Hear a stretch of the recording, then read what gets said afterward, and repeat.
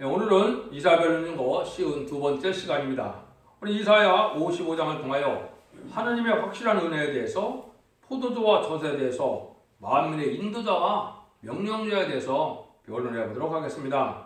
본장은 새 시대를 이루는 그런 축복은 가장 확실한 은혜는 무엇이냐 했을 때, 하나님 말씀에 귀를 기울여서 심령 소상함을 받게 되면 옛날 옛적에 다윗을 양된 목동에서 너를 그 이스라엘 주권자를 삼고 내가 너와 함께해서 네 대적을 다 물리침으로 네 이름을 존귀케 하리라 하신 말씀대로 하나님께서는 다윗을 통하여 다윗 왕국을 건설했지요.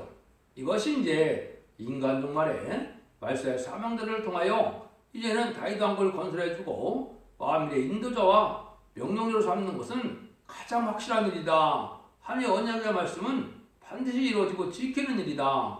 이걸 강조한 건데요.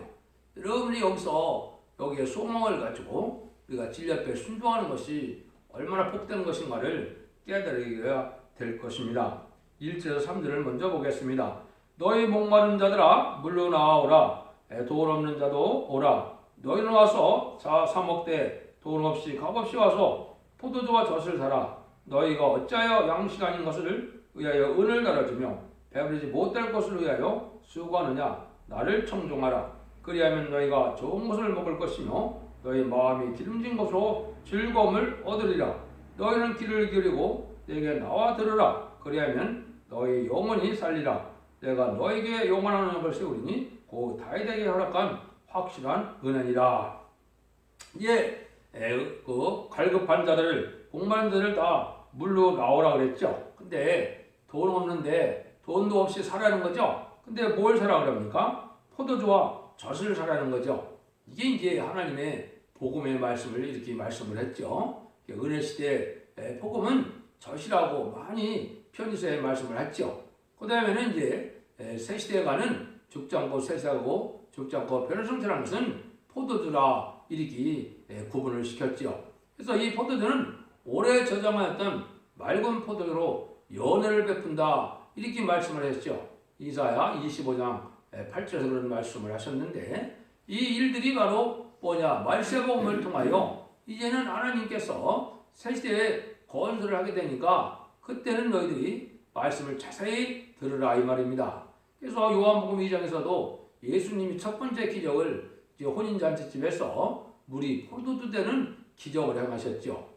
여기 이제 아까 얘기했듯이 이제 인간 중간에 하나님의 연회를 베푸는 것은 포도주로, 극성품 포도주로 연회를 베푼다 그랬거든요. 이것이 바로 말세복음의 비밀을 듣고 새세가는 축복을 내릴 것을 얘기했는데요. 그 말씀을 이루는 일은 여기에 보니까 뭐래요? 가장 확실한 은혜인데, 그 확실한 은혜가 다윗에게 허락한 확실한 은혜라 그랬죠. 여기서는 뭐가 이제 중요하냐? 잘 귀를 기울이고 잘 들어야 마음이 여기 기름지고 즐거움을 얻는다 그랬죠. 그래서 이것은 우리가 심령 소상함을 받고 이제는 우리가 몸의 변화오는 그런 변화까지도 받아서 새시대에 죽지 않고 새시대의 축복을 누리게 되는데, 그것이 이제 사무엘하 7장 8절 9절에 보면 그 하나님께서 다윗에게 이렇게 약속을 하시고 그 말씀대로 이루셨거든요. 그러므로 이제 내 종 다윗에게 이처럼 말하라. 마음으로 약해서 이처럼 말씀하시기를 내가 너를 목장 곧 양을 따르는 데서 취하여 내 백성 이스라엘의 주권자를 삼고 네가 어디 가든지 내가 너와 함께 있어 네 모든 대적을 네 앞에서 멸하였은즉 세상에서 존귀한 자의 이름같이 네 이름을 존귀케 만들려 주리라. 이렇게 약속을 했는데, 이 말씀대로 양을 치던 다윗이 이제 왕이 돼서 다윗 왕국을 건설해서 이제 그 통일의 이스라엘을 이루었죠. 이것이 이제 다윗에게 확실하게 이루어졌던 것처럼 인간 정말에도 세상을 통해서 세계 통일의 평화를 이루어서 말세의 사명자들에게 이렇게 존귀한 이름을 주고 하나님이 함께서 대적을 물리치게 하셔서 이제는 지상 천년 평화를 이루는 일을 하시겠다 이 말씀이거든요. 그러니까 이게 참 훌륭하고 좋은 말씀이죠. 그래서 이것은 우리가 이제 다림질의 진리를 잘 길을 기를 때가 온 것인데, 다림질의 진리는 모든 예언서 계시록대로 하나님은 심판을 하고, 예언서 계시록의 변론대로 하나님은 축복을 내리고, 또 예언서 계시록대로 다윗 왕국을 회복시켜서 에덴 동을 회복해서 천년 지상 평화를 이루고, 그거에 동참하는 말세대 왕자는 이제는 세세 왕권의 축복을 주게 된다. 이것이 하나님의 확실한 은혜다 이 말이거든요. 그래서 이것이 변화성들에게 약속하는 그런 언약이다 이렇게 볼 수 있습니다. 그래서 이런 그 복음의 확신성을 갖고 우리가 순종하면 하나님이 다 이루어지는 일은 옛날에도 그랬던 것처럼 다윗께서는 우리에게도 그렇게 하신다는 말씀입니다. 그래서 많은 이제 편의서에 보면 포도주와 젖에 대해서 많이 나와 있는데 그건 뭐 변론을 생각하도록 하겠습니다. 그래서 여러분들이 그런 이제 홈페이지나 블로그 카페에는 다 관련 설교를 찾아서 제가 자세히 변론해 놨는데 그걸 보면 젖의 역할은 은혜시대 복음과 또 이제 이렇게 축전부 새시대가는 말세 복음의 역사가 구분되어져서 하나님의 복음의 역사가 두 번 있을 것을 말씀했는데요. 그걸 여기서 이제 구분돼서 말씀한 거죠. 그런데 이제 돈 없이 살아는 것은 돈 갖고 사는 것이 아니고 하나님의 복음은 내가 희생수고해서 내가 섬김을 해서 하나님의 은혜를 받게 된다 이 말입니다. 돈을 갖다 많이 바친다고 되는 것도 아니고 돈을 사는 것도 아니고 내가 하나님의 의를 위하여 하나님의 뜻을 이루기 위하여 내가 희생수고라고 섬기는 삶 속에서 그런 일들 속에서 이것을 다 소유하게 돼서 그러한 왕권의 상급까지도 받게 된다. 이렇게 이제 여기서는 말씀하는 것이다. 이렇게 볼 수 있죠. 4절 5절입니다. 그래서 내가 그를 만민에게 증거대로 세웠고 만민의 인도자와 명종단을 삼았사니 네가 알지 못하는 나라를 부를 것이며 너를 알지 못하는 나라가 네게 달려올 것이니 여호와 네 하나님 곧 이제 거룩한 자를 인함이라 내가 너를 영원롭게 하였느니라. 이것은 만민에게 증거는 있는 일이 된 동시에 모든 나라를 벌어서 한 나라를 이루어으로 영원롭게 한다 이 말씀이죠. 근데 사이에게는 세계 통일에 이러한 일을 한 적은 없거든요. 이것은 바로 뭘 뜻했습니까? 말세 사명자에게 이룬 일이 있다는 거죠. 그래서 말세 사명자는 14만 4천 명인데 14만 4천을 이루는 선구적인 종이 나타나면 이렇게 모든 것을 변론하게 해서 이제는 명령자와 인도자로 삼으로 이제는 세계 통일의 평화를 이루고 이제는 통치권까지 두신다 이 말이거든요. 그래서 하나님이 이제 거룩한 자인 하나님으로 말미암아 일이 이루어진다. 그래서 지금까지 이제 우리가 이방이었던 우리들이 천국 복음을 받아들여서 주님을 구세로 영접하면 이제는 하나님의 백성 삼는 일은 바로 성자 예수님의 역사고 이제 세상을 심판하고 세세를 이루는 역사는 바로 하나님의 역사다. 성부의 역사다. 이걸 분명히 또 말씀하시는 겁니다. 그래서 이런 심판 때가 온 말세 복음을 전할 때는 바로 하나님의 역사가 동방 역사로 세일 역사로 예언된 일들이 다 이루어지므로 이것이 성취되는 것이 이제 예언서 계시록의 비밀이다 이렇게 볼 수 있거든요. 그래서 말씀대로 하나님은 역사이기 때문에 말씀대로 바로 사는 것이 중요하고 말씀을 바로 깨닫는 것이 중요하고 지금은 말씀을 바로 깨닫는 신앙의 정로에 판일에 들어가는 것이 가장 중요합니다. 개인적으로 해서 이기는 자의 판에 들어갈 수가 없고 하나님께서 택한 종이 이제 피와 말씀 증거로 말씀을 이기게 한 그 판넬에서 말씀을 바로 깨닫는 것이 인간 종말에는 바로 복을 받는 일이라는 것을 말씀해서 자세히 듣는다 이런 말씀 많이 하시죠 성경에. 이것이 다 바로 여기 만민의 인도자와 명령대로 삼는 이때의 역사를 뜻한 것이다. 이거는 이제 어떻게 본다면 이제 마지막 한 일에 전선자만의 역사를 말씀했다 이렇게 볼 수가 있습니다. 왜냐하면 인간 종말의 심판 때 오면 전선만의 역사로 구원의 역사가 끝나거든요. 그 사람들만은 환란지하고 심판이라 거기는 글과 용서가 없고 구원이 없는 그런 시대거든요. 망하는 시대거든요. 심판받는 시대거든요. 그러니까 이것이 바로 우리가 전선년의 역사를 말씀하셨다 이렇게 보셔도 됩니다.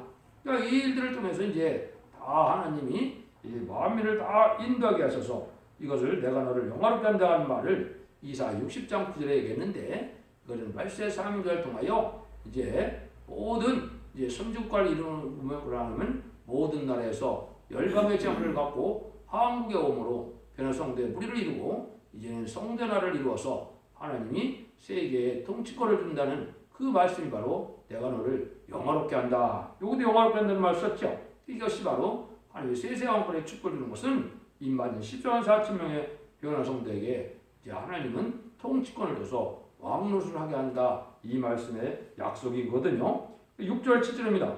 너희는 여호와를 만날 만한 때 찾으라. 가까이 계실 때 그를 부르라. 악인은 그 길을 그 불의한 자는 그 생각을 버리고 여호와께로 돌아오라. 그리하면 그가 긍휼히 여기시리라. 우리 하나님께로 나아오라. 그가 널리 용서하리라.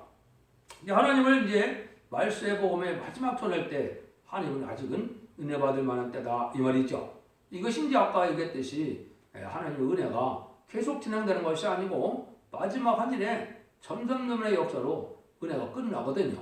구원의 은혜가 끝나니까 그 전에 확실한 은혜를 받아야 된다 이 말이죠. 지금은 누구든지 회개하고 들어오면 하나님이 받아주시는 때다 이렇게 보시면 되죠. 그래서 전산문에 들어가면 37개월 동안은 14만 4천 명의 변호성들을 일으키고 마지막 5개월 동안에 육적 이스라엘 백성들을 비롯한 택한 백성이 스가랴 12장 10절 이하처럼 이제는 강과는 영으로 이제는 하나님의 은총을 베풀어서 이제 옛날 이스라엘 백성들도 2000년 전에 우리가 십자가에 못 박게 죽인 예수님이 우리 구세주고 메시아였다는 것을 알게 되므로 통회를 해서 통곡을 함으로 세계 백성을 된다는 것을 말씀하셨거든요. 그러고 나서는 이제 공산당에게 그리스도의 복음을 듣지 못한 자들에게 마지막 복음을 전해서 그들을 예비처로 인도하면 구원의 역사가 끝나거든요. 그럼 바로 후삼전만이 오기 때문에 근데 여기서 은혜 받을 만한 때가 따로 있다 이 말이죠. 지금이 바로 그런 때입니다. 그래서 전산만의 역사가 시작될 때가 왔고 그 일들이 시작되면은 이렇게 하나님이 은혜를 베풀어 줄 때가 있는데 이때 빨리 돌이키고 하나님께로 돌아오라 이 말이죠. 하나님께 돌아온 것은 하나님의 교훈과 계명 안에 이제 율례의 법도를 다 지키는 것이 하나님께 돌아오는 일이죠. 이것은 인간정에는 이런 말씀을 읽고 듣고 지켜서 언제자 문제를 해결받고 죽지 않고 새시대가고 죽지 않고 변해성자를 은혜를 받는 것이 하나님께로 돌아오는 길이거든요. 여러분들이 그 은혜를 받아야 될 때다 이렇게 했는데 이것은 인간의 머리로 생각하는 것하고는 틀리다는 거죠. 8절 9절입니다. 여호와의 말씀에 내 생각은 너희 생각과 다르며 내 길은 너희 길과 달라서 하늘이 땅보다 높은 같이 내 길은 너희 길보다 높으며 내 생각은 너희 생각보다 높으니라. 하나님께서는 인간의 모든 생각과 학문이나 이런 걸 다 버리고 하나님의 진리 앞에 오직 순종하라 이 말이거든요. 그러니까 하나님의 섬기는 그 신앙이라는 것이 학문적으로 이게 정리가 돼서 될 일이 아니거든요. 근데 지금 다 신학인이 이래서 철학이나 신학적으로 이걸 다 하나님의 뜻을 헤아리려고 하는데 그건 불가능한 일이거든요. 학문적으로 되어진 일이 아닙니다. 그래서 진리 앞에 순종할 때 하나님의 영이 열리고 이제는 하나님의 말씀을 깨닫게 돼서 하나님의 참된 신앙의 정로를 가게 되면 이 복을 누리게 되는 것이다 이 말이거든요. 그러니까 인간의 생각한 것과는 하나님이 생각하면 틀리다 이 말이죠. 이건 오직 진리 앞에 순종함으로만이 가능한 일이거든요. 그 진리를 이제 진리의 심판의 다림질이라 이렇게 얘기했는데 모든 예언서기를 통하여 하나님이 이 시대에 이때 하나님의 베풀고자 하는 그 뜻을 다 알려주는 일이 성경 말씀에 숨겨져 있는 비밀이거든요.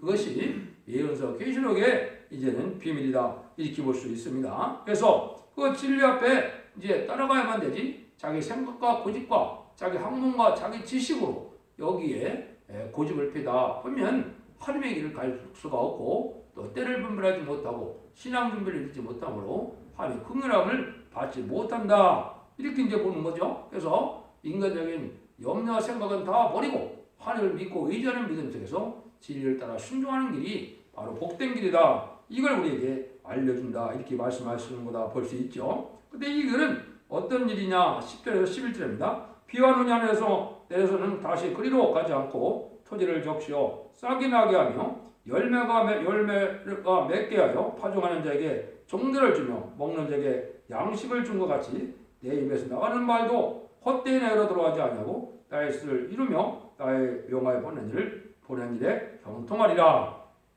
이 하나님이 하시는 이 언약의 말씀은 반드시 이루어 열매를 맺게 된다 이 말이죠. 인간은 혹시 실수할 수도 있고 이제는 실패할 수도 있겠지만은 하나님은 이 언약의 말씀 그대로 다 이루어진다 이 말이죠. 하나님은 반드시 언약대로 이루어지니까 이 말씀을 믿고 살아가는 것이 지금 중요한 것이죠. 하나님의 입에서 나간 그 말씀은 그 뜻을 이뤄서 다 형통하게 된다 이 말이죠. 하나님의 뜻 안에서 이루어진다. 형통한 사람이 성경 말씀을 보면 누굽니까? 요셉이 인간 눈에는 참 억울한 일도 많이 당하고 참으로 힘든 일을 환난을 많이 겪었죠. 근데 요셉은 하나님 앞에 형통하다 이렇게 얘기했거든요.